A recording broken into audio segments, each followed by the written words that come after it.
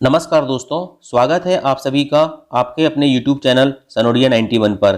दोस्तों, आज के इस वीडियो में हम पढ़ने वाले हैं भारत की राज्य व्यवस्था यानी कि संविधान, इंडियन पॉलिटी के अति महत्वपूर्ण टॉप 100 प्रश्न जो विभिन्न प्रतियोगी परीक्षाओं में लेटेस्ट में पूछे गए हैं। दोस्तों, इन सवालों के आगे आने वाले सभी एग्जाम में यानी कि पूरी संभावना है, स्पेशली वनडे एग्जाम में। तो चलिए दोस्तों, शुरुआत करते हैं क्वेश्चन नंबर 1 से। क्वेश्चन नंबर 1 है, भारतीय संविधान का कौन सा अनुच्छेद भारत के नियंत्रक और महालेखा परीक्षक के लिए एक स्वतंत्र कार्यालय प्रदान करता है?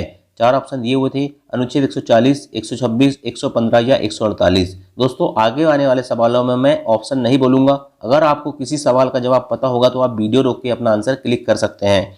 तो दोस्तों याद रखना, इसका सही जवाब था ऑप्शन नंबर डी, 148। ठीक है, अनुच्छेद 148 दोस्तों याद रखना, भारत के नियंत्रक और महालेखा परीक्षक के लिए एक स्वतंत्र कार्यालय प्रदान करता है। ठीक है, अच्छा, वर्तमान में भारत के नियंत्रक और महालेखा परीक्षक कौन है? ठीक है, तो याद रखना दोस्तों, गिरीश चंद्र मुर्मू है। ठीक, मैं शॉर्ट में लिखूंगा, गिरीश चंद्र मुर्मू है। ठीक है, गिरीश चंद्र मुर्मू आपको बहुत अच्छे से सुनना है। ठीक है, गिरीश चंद्र मुर्मू दोस्तों याद रखना, भारत के नियंत्रक और महालेखा परीक्षक वर्तमान में है। अच्छा, इसकी नियुक्ति कौन करता है?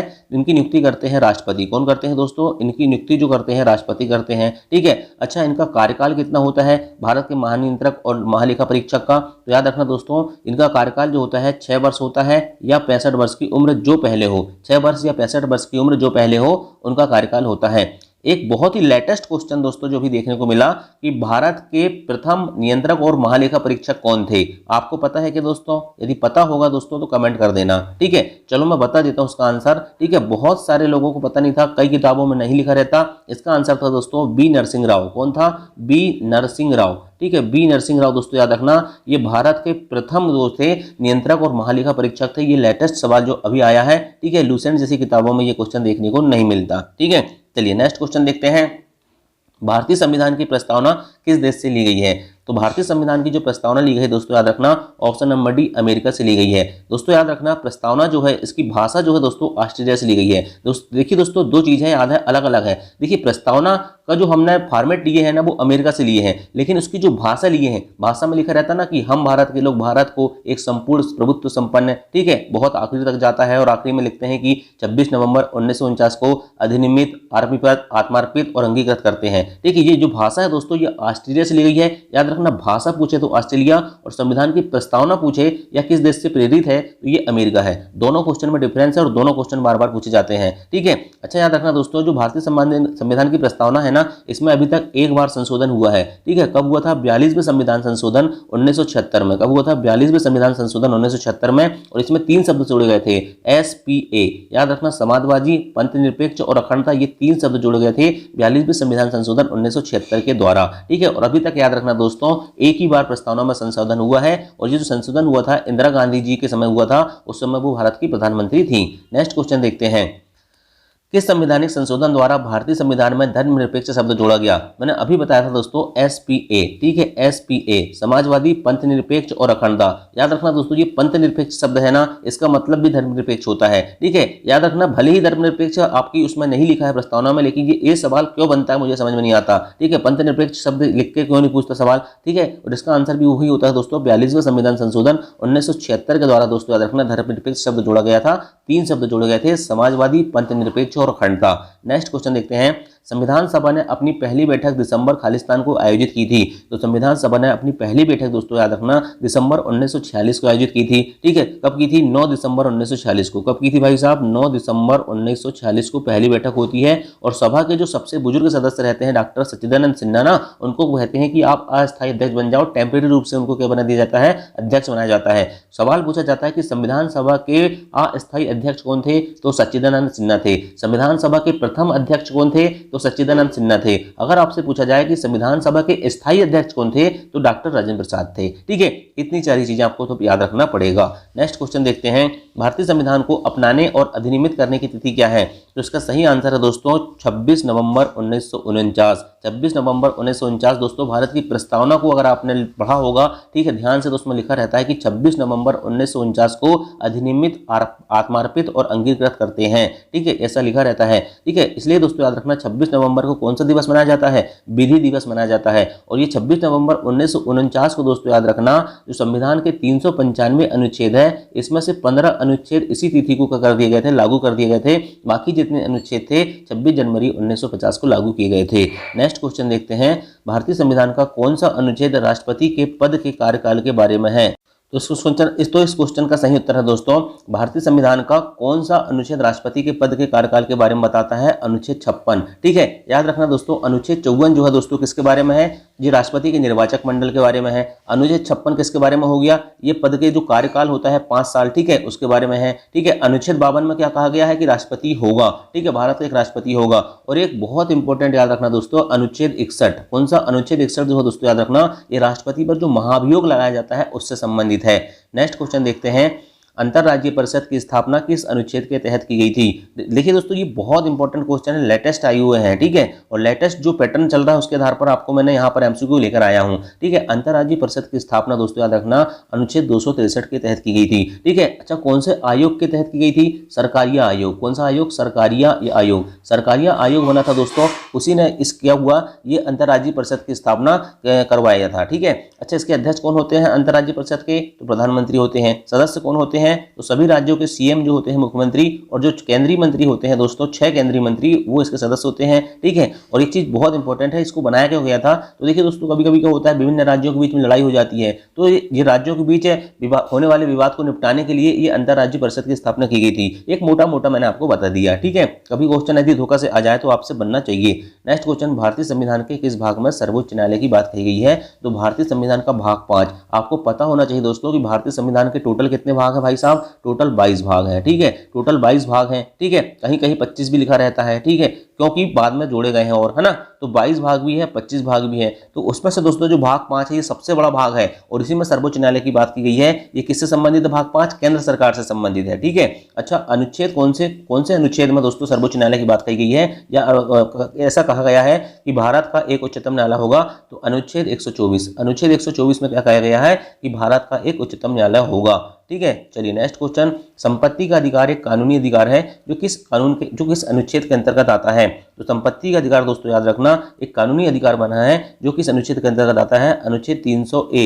अनुच्छेद 300A या 300 का भी लिखा रहता है कहीं दोस्तों याद रखना, ये हिंदी में है ये अंग्रेजी में है, ठीक है। तो अनुच्छेद 300A में दोस्तों याद रखना ये जो संपत्ति का अधिकार है पहले मौलिक अधिकार में हुआ करता था, लेकिन इसको हटा दिया गया, ठीक है। कब हटाया गया था, 44वें संविधान संशोधन से हटाया गया था, इस बात को याद रखना है। 44वें संविधान संशोधन 1978 को होता है और उसी के द्वारा दोस्तों संपत्ति के अधिकार को हटा के कहां कर दिया गया, जैसे कानूनी अधिकार बना दिया गया अनुच्छेद 300A के अंतर्गत, ठीक है।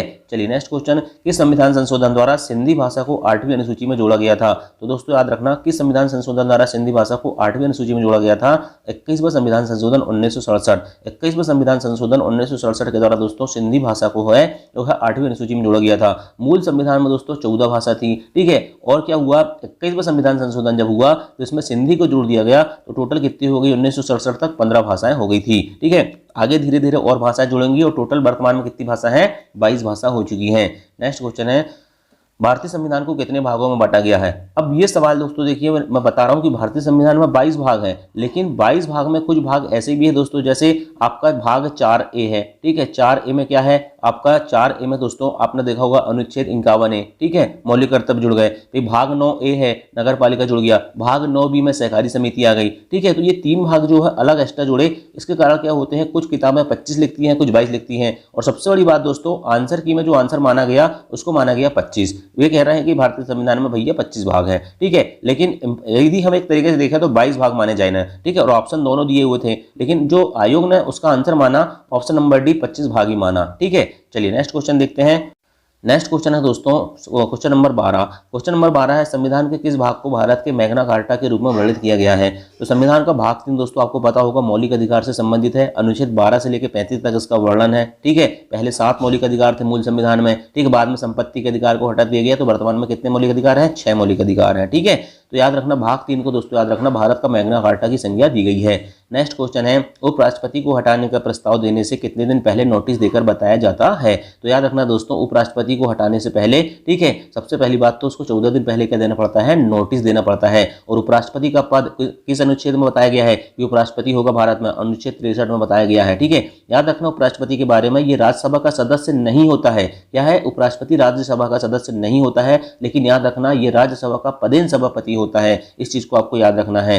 नेक्स्ट क्वेश्चन देखते हैं, आजाद भारत की पहली संसद में रक्षा मंत्री कौन थे। आजाद भारत की पहली संसद में रक्षा मंत्री कौन थे, बड़ा इंपॉर्टेंट क्वेश्चन दोस्तों, कई बार पूछा गया है। तो इसका सही उत्तर था दोस्तों सरदार बलदेव सिंह। ठीक है, प्रथम जो रक्षा मंत्री थे दोस्तों आजाद भारत में वो बने थे सरदार बलदेव सिंह। ठीक है, शिक्षा मंत्री कौन थे, तो अबुल कलाम आजाद थे। शिक्षा मंत्री कौन थे, अबुल कलाम आजाद थे। शिक्षा मंत्री अबुल कलाम आजाद थे। ठीक है, खाद्य मंत्री कौन थे, खाद्य और कृषि मंत्री डॉक्टर राजेंद्र प्रसाद थे। ठीक है, अच्छा जी, जगजीवन राम कौन थे, ये श्रम मंत्री थे। और ये जो BN गाडगिल लिखे हुए हैं ना, ये कौन से मंत्री थे, तो ये खान और ऊर्जा, ठीक है, खान और ऊर्जा जो मंत्री होते हैं ना वो थे। ठीक है, और प्रधानमंत्री तो जवाहरलाल नेहरू थे। ठीक है, चलिए नेक्स्ट क्वेश्चन है, भारतीय संविधान का अनुच्छेद 352 किससे संबंधित है। तो भारतीय संविधान का जो अनुच्छेद 352 है दोस्तों याद रखना, ये युद्ध या बाहरी आक्रमण या सशस्त्र विद्रोह के आधार पर राष्ट्रीय आपातकाल के संबंध में है। ठीक है, आपको पता है दोस्तों 3 प्रकार के आपात हैं। ठीक है, एक आपका कौन सा हो गया, अनुच्छेद 352, फिर अनुच्छेद 356 और एक 360। अनुच्छेद 352 में दोस्तों राष्ट्रीय आपात है, 356 में राष्ट्रपति शासन है,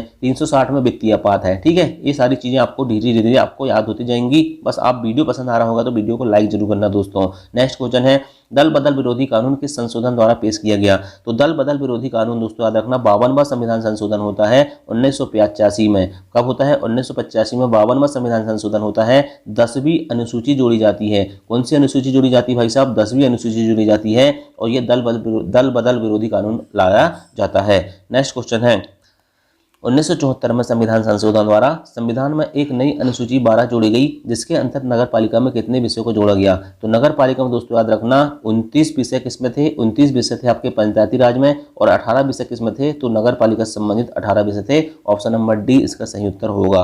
नेक्स्ट क्वेश्चन देखते हैं, लगातार 2 बार निर्वाचित होने वाले एकमात्र राष्ट्रपति कौन है। तो ये डॉक्टर राजेंद्र प्रसाद हैं। ठीक है, चलिए नेक्स्ट क्वेश्चन है, गुड्स एंड सर्विस टैक्स किस संशोधन द्वारा पेश किया गया था, मतलब GST दोस्तों याद रखना किस संशोधन द्वारा पेश किया गया था। देखिए GST, ठीक है, गुड्स एंड सर्विस टैक्स, याद रखना ये कौन सा संशोधन था, 101वां संविधान संशोधन, और साल भी याद रखना 2016 या 2016 101वां संविधान संशोधन के तहत GST लागू की गई थी। नेक्स्ट क्वेश्चन है, योजना आयोग की स्थापना कब की गई थी। तो योजना आयोग की स्थापना दोस्तों याद रखना 1950 में की गई थी, और इसी योजना आयोग की जगह में कौन आ गया है, नीति आयोग आ चुका है। नेक्स्ट क्वेश्चन है, APJ अब्दुल कलाम भारत के कौन से राष्ट्रपति थे। इस प्रकार के क्वेश्चन भी आजकल पूछे जा रहे हैं। ठीक है, तो आपको दोस्तों पूरा याद रखना पड़ेगा, क्रम भी याद होना चाहिए आजकल। ठीक है, APJ अब्दुल कलाम भारत के कौन से राष्ट्रपति थे, तो 11वें राष्ट्रपति थे। ठीक है, पहले कौन थे भाई साहब, पहले तो कौन, पहले कौन थे, पहले कौन थे, पंडित जवाहरलाल नेहरू नहीं, डॉक्टर राजेंद्र प्रसाद भारत के प्रथम राष्ट्रपति थे। अच्छा, वर्तमान में द्रौपदी मुर्मू जो है दोस्तों याद रखना भारत की राष्ट्रपति हैं। अच्छा, बता दीजिए कि वो कौन से क्रम की राष्ट्रपति हैं। ठीक है, ये तो 11वें क्रम के हो गए APJ अब्दुल कलाम, तो बताइए द्रौपदी मुर्मू जो है तो कौन से क्रम की राष्ट्रपति हैं अभी, है ना। चलिए नेक्स्ट क्वेश्चन देखते हैं, सवाल नंबर 22। सवाल नंबर 22 है, शिक्षा का अधिकार किस अनुच्छेद के अंतर्गत आता है। तो शिक्षा का अधिकार किस अनुच्छेद के अंतर्गत आता है दोस्तों याद रखना, अनुच्छेद 21A के अंतर्गत शिक्षा का अधिकार आता है। नेक्स्ट क्वेश्चन देखते हैं, बलवंत राय मेहता समिति का गठन किस वर्ष किया गया था। बलवंत राय मेहता समिति का गठन 1957 में किया गया था। नेक्स्ट क्वेश्चन है, वर्तमान में भारत में राष्ट्रीय स्तर के राजनीतिक दलों की संख्या कितनी है। तो इसका सही उत्तर दोस्तों जो आयोग ने माना है वो 8 है। ठीक है, चलिए नेक्स्ट क्वेश्चन देखते हैं, राज्यसभा का पदेन सभापति कौन होता है, मैंने अभी बताया था उपराष्ट्रपति होता है। ठीक है, कौन होता है, उपराष्ट्रपति होता है। नेक्स्ट क्वेश्चन देखते हैं दोस्तों, उपराष्ट्रपति का प्रावधान किस देश के संविधान से लिया गया है। तो उपराष्ट्रपति का जो प्रावधान है दोस्तों याद रखना ये अमेरिका के संविधान से लिया गया है, और भारत के प्रथम उपराष्ट्रपति कौन थे, डॉक्टर S राधाकृष्णन थे। कौन थे, डॉक्टर S राधाकृष्णन भारत के प्रथम उपराष्ट्रपति थे। नेक्स्ट क्वेश्चन देखते हैं, संविधान के किस अनुच्छेद में अस्पृश्यता का अंत के बारे में बताया गया है। तो अनुच्छेद 17, अनुच्छेद 17 दोस्तों याद रखना अनटचेबिलिटी, ठीक है, जो छुआछूत है ना उसको समाप्त कर दिया गया अनुच्छेद 17 से। ठीक है, याद रखना। नेक्स्ट क्वेश्चन देखते हैं, संविधान के किस अनुच्छेद में उपाधियों का अंत के बारे में बताया गया है। तो उपाधियों का अंत दोस्तों याद रखना अनुच्छेद 18, अनुच्छेद 18 के तहत दोस्तों उपाधियों का अंत कर दिया गया। पहले राजाधिराज महाराज जैसी उपाधि देते थे ना, ये सब बंद कर दी गई है। लेकिन याद रखना जो भारत रत्न है, पद्म विभूषण है, ठीक है, ये जो पुरस्कार पुरस्कार दिए जाते हैं ये अनुच्छेद 18 के तहत ही दिए जाते हैं। नेक्स्ट क्वेश्चन देखते हैं, पंचायती राज से संबंधित अशोक मेहता समिति का गठन किस वर्ष किया गया था? तो अशोक मेहता समिति ये पंचायती राज से संबंधित थी, इसका गठन होता है 1977 में। बलवंत राय मेहता मैंने भी बताया था 1957 में अशोक मेहता समिति, और दोनों पंचायती राज से संबंधित हैं। नेक्स्ट क्वेश्चन है, संविधान के किस अनुच्छेद में आपातकाल के दौरान भाग 3 पर निलंबन के बारे में बताया गया है? भाग 3 के बारे में क्या है दोस्तों? मौलिक अधिकार है। तो बताइए अनुच्छेद में किस अनुच्छेद में बताया गया है कि आपातकाल के दौरान मौलिक अधिकारों को निलंबन किया जा सकता है? तो इसका सही उत्तर है दोस्तों अनुच्छेद 359। ठीक है, अनुच्छेद 359 की बात हो रही है यहाँ पर, है ना। चलिए नेक्स्ट क्वेश्चन है, राज्य पुनर्गठन आयोग के अध्यक्ष कौन थे? तो इसके अध्यक्ष थे फजल अली। कौन थे? फजल अली थे। ठीक है, चलिए नेक्स्ट क्वेश्चन है, मूल संविधान में कितनी अनुसूची थी? तो मूल संविधान में 8 अनुसूची थी दोस्तों, ऑप्शन नंबर ए इसका सही उत्तर होगा। वर्तमान में कितनी है? 12 है, 4 नई जोड़ी गई है। ठीक है, चलिए नेक्स्ट क्वेश्चन, पहला संविधान संशोधन किस वर्ष किया गया था? तो पहला संविधान संशोधन दोस्तों याद रखना 1951 में पहला संविधान संशोधन होता है, और ये किससे संबंधित था? भूमि सुधार से संबंधित था। किससे संबंधित था? भूमि सुधार से संबंधित था, और इसी से दोस्तों याद रखना संविधान में पहली अनुसूची जोड़ी गई, 9वीं अनुसूची। पहले 8 थी, तो याद रखना दोस्तों 9वीं अनुसूची जोड़ी गई है। ठीक है, पहला संविधान संशोधन 1951 से भूमि सुधार से संबंधित थी। नेक्स्ट क्वेश्चन, 52वां संविधान संशोधन किस वर्ष किया गया था? तो 52वां संविधान संशोधन 1985 में होता है। मैंने अभी बताया था ये दल बदल से संबंधित है, दल बदल से संबंधित है। ठीक है, दल बदल से संबंधित है। ठीक है, इसके अलावा दोस्तों इसका जो ईयर है मैंने कब बताया था? ये बताया था 1985। अच्छा, इसमें कौन सी अनुसूची जोड़ी गई थी? तो 10वीं अनुसूची जोड़ी गई थी। 52 मतलब दोस्तों 5 और 2 का गोला करूंगा तो 10वीं अनुसूची 52वें संविधान संशोधन 1985 से जोड़ी गई थी। इतनी सारी चीजें आपको याद रखना है, और दल बदल से संबंधित है। नेक्स्ट क्वेश्चन, 11वीं अनुसूची में पंचायती राज में कितने विषय वर्णित हैं? तो 11वीं अनुसूची दोस्तों याद रखना 73वां संविधान संशोधन होता है 1993 में, उसी के तहत पंचायती राज में ये जोड़ी जाती है, और इसमें टोटल 29 विषय हैं। ठीक है, चलिए नेक्स्ट क्वेश्चन देखते हैं, 74वां संविधान संशोधन के तहत भारतीय संविधान में कौन सी अनुसूची जोड़ी गई? तो इसमें 12वीं अनुसूची जोड़ती है दोस्तों याद रखना। ठीक है, और इसमें टोटल कितने विषय थे? तो इसमें टोटल 18 विषय थे नगर पालिका से संबंधित। ठीक है, चलिए नेक्स्ट क्वेश्चन देखते हैं, किस संविधान संशोधन के तहत प्रस्तावना में संशोधन किया गया एवं मौलिक कर्तव्य जोड़े गए? ठीक है, तो मैंने भी बताया था 42वें संविधान संशोधन 1976 दोस्तों, इसके द्वारा प्रस्तावना में संशोधन होता है। समाजवादी, पंथनिरपेक्ष और अखंडता शब्द जोड़े जाते हैं, और साथ में दोस्तों मौलिक कर्तव्य भी जोड़े जाते हैं। याद रखना दोस्तों मौलिक कर्तव्य मूल संविधान में नहीं थे, इन्हें बाद में 42वें संविधान संशोधन 1976 के द्वारा जोड़ा गया है। नेक्स्ट क्वेश्चन है, संविधान के कितने अनुच्छेद 26 नवंबर 1949 को लागू कर दिए गए थे? तो मैंने स्टार्ट में ही बताया था 15 अनुच्छेद, और 26 नवंबर 1949, 26 नवंबर को हम क्या मनाते हैं? विधि दिवस मनाते हैं। नेक्स्ट क्वेश्चन, संविधान सभा में महिला सदस्यों की संख्या कितनी थी? तो संविधान सभा महिला सदस्यों की संख्या 15 थी। नेक्स्ट क्वेश्चन है दोस्तों, संविधान के किस अनुच्छेद में राष्ट्रपति द्वारा क्षमदान की शक्ति के बारे में बताया गया है? तो बताइए क्षमदान की शक्ति के बारे में किस अनुच्छेद में बताया गया है? तो याद रखना दोस्तों जो क्षमादान है इसके बारे में किस अनुच्छेद के बारे में बताया गया है? तो याद रखना अनुच्छेद 72। कौन सा? अनुच्छेद 72 के बारे में बोला गया है कि राष्ट्रपति को जो क्षमादान करने की शक्ति है वो ये है। ठीक है, नेक्स्ट क्वेश्चन है, किस संविधान संशोधन के तहत संपत्ति के अधिकार को मौलिक अधिकार की श्रेणी से निकालकर विधिक अधिकार में शामिल कर दिया गया था? 42वें संविधान संशोधन 1976 यही है क्या? नहीं, मैंने अभी शुरू में बताया था कि 44वें संविधान संशोधन 1978 के द्वारा किया गया था। ठीक है, इसके द्वारा 44वें संविधान संशोधन 1978, और इस समय जो भारत के प्रधानमंत्री थे मोरारजी देसाई थे। ठीक है, 42वें संविधान संशोधन जिन्हें मिनी कॉन्स्टिट्यूशन या लघु संविधान कहा जाता है, उस समय प्रधानमंत्री कौन थी? इंदिरा गांधी थी। लेकिन 44वें संविधान संशोधन 1978 है दोस्तों, इस समय प्रधानमंत्री मोरारजी देसाई थे। नेक्स्ट क्वेश्चन है, वोट डालने की उम्र 21 वर्ष से घटाकर 18 वर्ष कब कर दी गई थी? यह किस संविधान संशोधन के तहत की गई थी? ठीक है, तो याद रखना दोस्तों ये जो की गई थी 61वां संविधान संशोधन 1989, 61वां संविधान संशोधन 1989 के तहत दोस्तों याद रखना वोट डालने की उम्र 21 से घटाकर कितनी कर दी गई थी? 18 वर्ष कर दी गई थी। नेक्स्ट क्वेश्चन देखते हैं, दिल्ली को राष्ट्रीय राजधानी का दर्जा किस संविधान संशोधन के तहत दिया गया? तो दिल्ली को राष्ट्रीय राजधानी का दर्जा दोस्तों याद रखना 69वां संविधान संशोधन के तहत दोस्तों याद रखना दिल्ली को राष्ट्रीय राजधानी का दर्जा दिया गया था। अच्छा, दिल्ली भारत की राजधानी कब बनी थी? 1912 में बनी थी, इस चीज को आपको याद रखना है। नेक्स्ट क्वेश्चन देखते हैं, नेपाली, मणिपुरी और कोंकणी भाषा को संविधान में कब शामिल किया गया था? तो नेपाली, मणिपुरी और कोंकणी ये तीनों भाषा दोस्तों 71वां संविधान संशोधन से इन्हें क्या हुआ था? भारतीय संविधान में शामिल कर दिया गया था। नेक्स्ट क्वेश्चन है, संविधान के किस अनुच्छेद में राज्यपाल की नियुक्ति के बारे में बताया गया है? तो अनुच्छेद 155। अनुच्छेद 155 में कहा गया है दोस्तों कि राज्यपाल की नियुक्ति कौन करेगा? राष्ट्रपति करेगा। नेक्स्ट क्वेश्चन देखते हैं, क्वेश्चन नंबर 46, 11वां मौलिक कर्तव्य कब जोड़ा गया? तो याद रखना दोस्तों 11वां मौलिक कर्तव्य 2002 में जोड़ा गया। 86वां संविधान संशोधन होता है 2002 में, और इसी में दोस्तों याद रखना अनुच्छेद 21A, ठीक है, निःशुल्क शिक्षा का अधिकार और 11वां मौलिक कर्तव्य इन दोनों को जोड़ा जाता है। ठीक है, 2002 में 11वां मौलिक कर्तव्य जोड़ा गया था, शिक्षा से संबंधित अधिकार है। नेक्स्ट क्वेश्चन, भारतीय संविधान में अनुसूचित जनजाति आयोग को कब जोड़ा गया? तो अनुसूचित जनजाति आयोग को दोस्तों याद रखना 89वां संविधान संशोधन 2003 में होता है। कौन सा? 89वां संविधान संशोधन 2003 के तहत दोस्तों ST SC जो SC है, ठीक है, SC पहले से था लेकिन ये ST अनुसूचित जनजाति है, ठीक है, शेड्यूल्ड ट्राइब, ठीक है, अनुसूचित जनजाति आयोग को जोड़ा गया था। नेक्स्ट क्वेश्चन देखते हैं, किस संविधान संशोधन द्वारा 8वीं अनुसूची में 4 नई भाषा जोड़ी गई? तो याद रखना दोस्तों 92वां संविधान संशोधन होता है। कब होता है दोस्तों? ये आपको कमेंट करके बताना है, ठीक है। 92वां संविधान संशोधन दोस्तों, इसके तहत दोस्तों 4 भाषा जोड़ी जाती हैं। कौन कौन सी जोड़ी जाती हैं? बोडो, डोगरी और संथाली और मैथिली। बोडो, डोगरी, संथाली, मैथिली। बोडो, डोगरी, संथाली, मैथिली 8वीं अनुसूची में 4 नई भाषा जोड़ी गई, ठीक है। चलिए नेक्स्ट क्वेश्चन है, भारत के प्रथम मुख्य चुनाव आयुक्त कौन थे? तो भारत के प्रथम मुख्य चुनाव आयुक्त सुकुमार सेन थे। ये आपको याद रखना है, ऑप्शन नंबर ए इसका सही उत्तर होगा। नेक्स्ट क्वेश्चन, ईवीएम का प्रयोग भारतीय चुनाव में कब से प्रारंभ हुआ था? तो ईवीएम का प्रयोग भारतीय चुनाव में दोस्तों 1998 से प्रारंभ हुआ था। ऑप्शन नंबर बी इसका सही उत्तर होगा। संविधान के किस अनुच्छेद में भारत के महान्यायवादी का उल्लेख मिलता है? तो अनुच्छेद 76 में दोस्तों याद रखना संविधान के भारत के महान्यायवादी का उल्लेख मिलता है। संविधान के किस अनुच्छेद में संसद के गठन का उल्लेख है? अनुच्छेद 79 में दोस्तों संसद के गठन का उल्लेख है। नेक्स्ट क्वेश्चन है, संविधान के किस अनुच्छेद में राज्यसभा का उल्लेख है? अनुच्छेद 80 में दोस्तों राज्यसभा का उल्लेख है।